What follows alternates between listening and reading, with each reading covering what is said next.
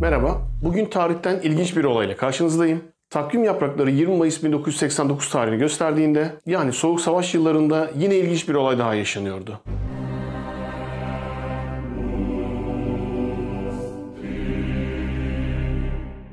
Bu tarihte bir Rus savaş uçağı pilotu MiG-29 savaş uçağına atlayıp Trabzon'a kaçtı.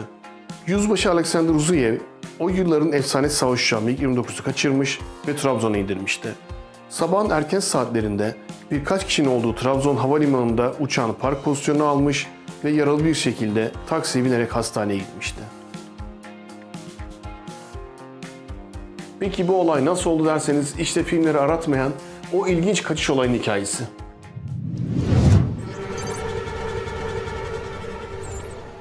Sovyet havacılık sanayi MiG-29 savaş uçaklarıyla adeta Nirvana'ya ulaşmıştı. MiG-29'larla ilgili videomu da ayrıca şuradan bulabilirsiniz.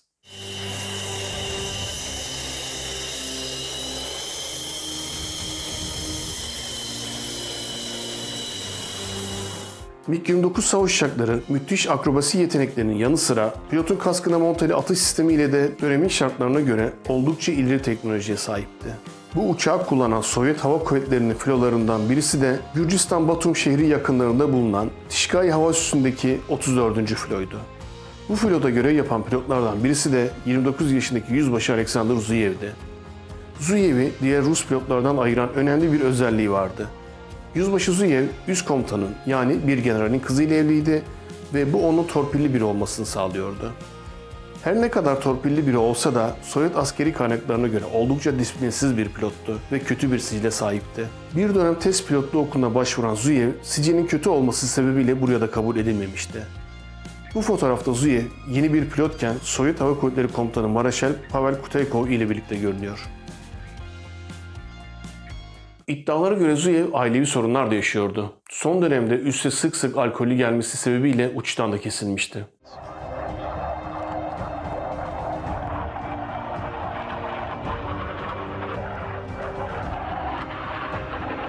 Uçuştan kesilen Zuyev'in artık pilotluğu da tehlike altına girmişti. Çünkü üstleri onu pilotluktan ayırmayı planlıyordu. Ancak üst komutanın yani bir generalin kızıyla evli olması bu sürecin uzamasını sağlıyordu. Zuyev ile ilgili başka iddialar da vardı. Son yıllarda iltica etmeyi aklına koyduğu istihbarat raporlarına yansımıştı. Ancak bu iddiaların bir bölümünün iltica sonrası abartılarak raporlara konduğu da gerçekler arasındaydı.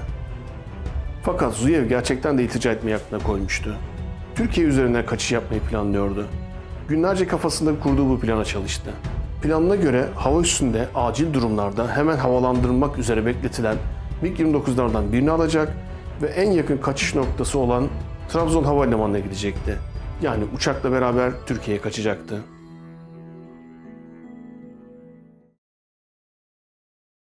Artık planlı hayata geçirme zamanı gelmişti.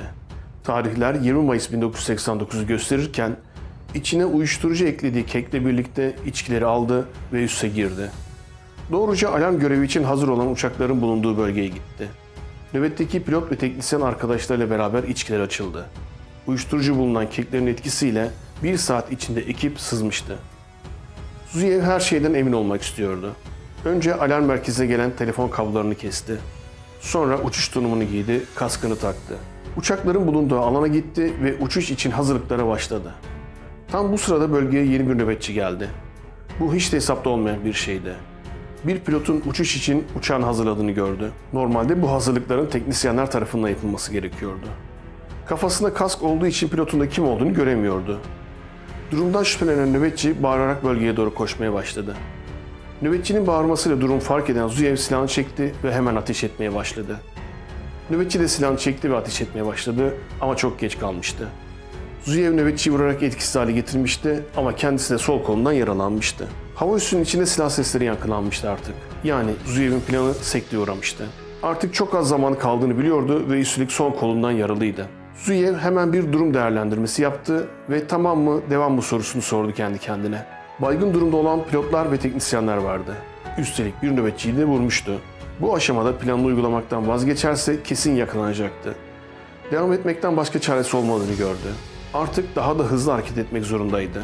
Uçakta hava füzeleri yüklüydü ama füze başlıklarını ve emniyetlerini çıkartacak kadar dahi zamanı yoktu. Hemen pilot kabinine oturdu ve motorları çalıştırmaya başladı. Hızlı bir şekilde uçağı çalıştırdı ve taksi yaparak piste ulaştı. Gaz kollarını sonuna kadar açarak olabilecek en kısa mesafeyi kullandı ve hemen havalandı.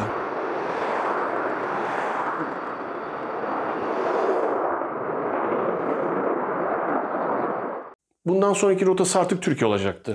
Çok alçaktan ve hızlı bir uçuşla radarlara yakalanmadan 15 dakika içinde Trabzon'da olmayı planlıyordu. Ama aklına hava üstünden başka uçakların kalkış yapma ihtimali geldi. MiG-29 ile kalkış yaptığı üsse geri döndü. Alarm uçaklarının bulunduğu alanı 30 mm'lik top ile taradı ve yerdeki 2 alarm uçağını kullanılmaz hale getirdi.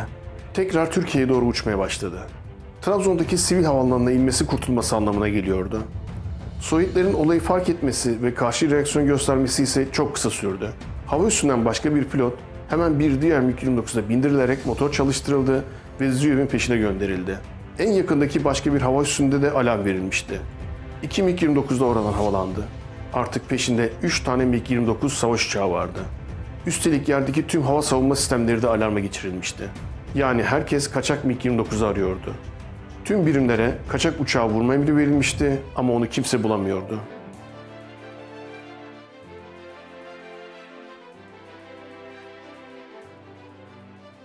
Yüzbaşı Zuyev, Sovyet hava sahasını çok alçak ve hızlı bir uçuşla terk etti. Karadeniz üzerinde o kadar alçaktan bir uçuş yapıyordu ki radarların onu fark etmesi imkansızdı.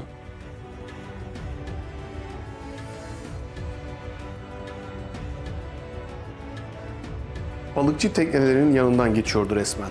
Planladığı gibi oldu ve radarlara yakalanmamıştı. Türkiye'deki en yakın meydan olan Trabzon Havalimanı'na alçak irtifadan yaklaşarak sorunsuz bir iniş gerçekleştirdi.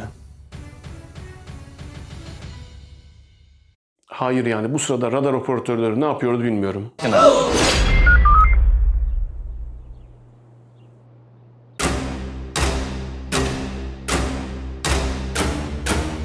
Kulenin önündeki apron uçağı park etti. Uçaktan inmek için hazırlıklar yapmaya başladı. Kanopiyi açtı ve atlayarak MiG-29'dan indi. O saatlerde uçuş olmadığı için havalimanında hava meydan sorumlusu ve birkaç personelden başka kimse yoktu. Zuyev yürüyerek havalimanından çıktı ve yoldan geçen taksiyi çevirip kolunu gösterdi. Taksi şoförü onu hemen aldı ve birkaç dakika içinde hastaneye ulaştırdı. Trabzon'daki nöbetçi meydan sorumlusu hemen Ankara Esenboğa Havalimanı'ndaki Hava Savunma Bildirim Merkezi'ni aradı. Tüm hava trafik bilgileri bu merkezde paylaşılırdı. Telefonda heyecanlı konuşan meydan sorumlusu, "Burada bir Sovyet uçağı var, askeri bir savaş uçağı." Sözleri olayın ne kadar önemli olduğunu ortaya koyuyordu.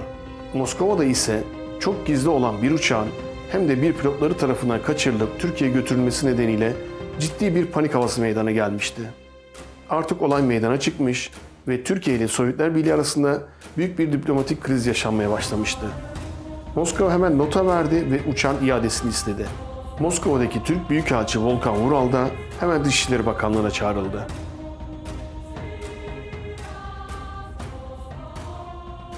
Trabzon Havalimanı'nda ise herkesin gözü bu uçaktaydı.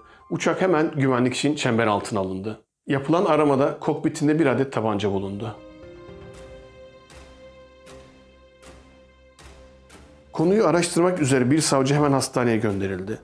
İlk müdahalesi yapılan Zuyev, savcıya verdiği ifadede olayı anlattı ve Amerika'ya iltica etmek istediğini bildirdi.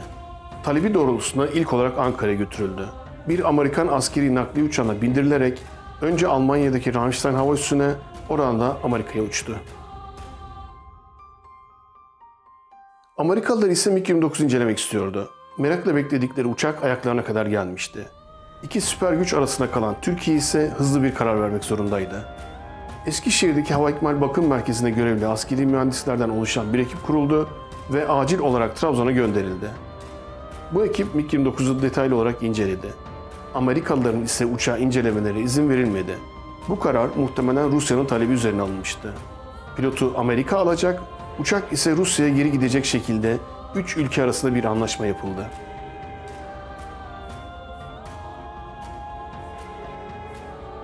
Ertesi gün ise Sovyet Hava Kuvvetleri'ne ait bir Ilyushin 76 tipi nakliye uçağı, bakım ekibi ve pilotlarla beraber Trabzon'a geldi. Gelen ekip MiG-29 bakımdan geçirdi. Uluslararası anlaşmalar gereği silahlarını söktü. MiG-29 Türk Hava Kuvvetleri'ne ait uçaklar eşliğinde kalkış yaparak Sovyetler Birliği'ne geri döndü.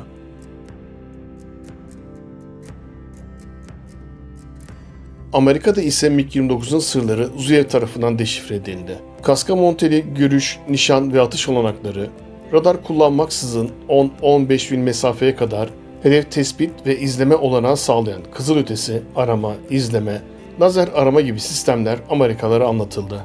Zuyev yalnız MiG-29 hakkında değil, Kore Hava Yolları uçağın düşürülmesiyle Vietnam'da yakalanan Amerikan pilotları hakkında da çok detaylı bilgiler vermişti.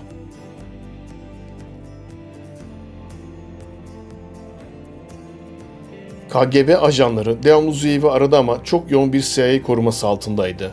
Değil görüşmek, yanına yaklaşmak dahi mümkün değildi. İddialara göre 1. Körfez Savaşı sırasında Zuyev'in anlattıkları Amerikalı pilotlar tarafından Irak'ta uygulandı. Irak Hava Kuvvetleri'nin etkisiz hale getirilmesinde MiG-29'un sırlarının çözülmesi önemli katkı sağlamıştı. Soğuk Savaş'ın bitmesiyle birlikte Zuyev artık daha da rahattı. KGB'nin dağılmasıyla birlikte Zuyev'in etrafındaki CIA koruması da gevşetilmişti. Zuyev başından geçen tüm macerayı bir kitapta anlattı. Artık normal yaşama dönen Zuyev, sivil pilot lisansı aldı ve öğretmen pilotluğa başladı. Ancak pilotluk kariyeri ne yazık ki 2001'de feci bir kaza ile son buldu. 14 Haziran 2001'de kaçışın üzerinden 12 yıl geçtikten sonra Yak 52 tipi akrobasi uçağıyla uçuyordu. Öğrencisi Jerry Warren ile uçarken Yak 52 anormal ve kurtarılamaz bir duruma girdi. Ne yazık ki düşen uçakta Zuyev ve öğrencisi hayatını kaybetti. İşte tarihten MiG-29'larla ilgili ilginç bir olay. Bu ve bunun gibi olaylara siz de meraklıysanız kanalıma abone olmayı unutmayın lütfen. Takipte kalın.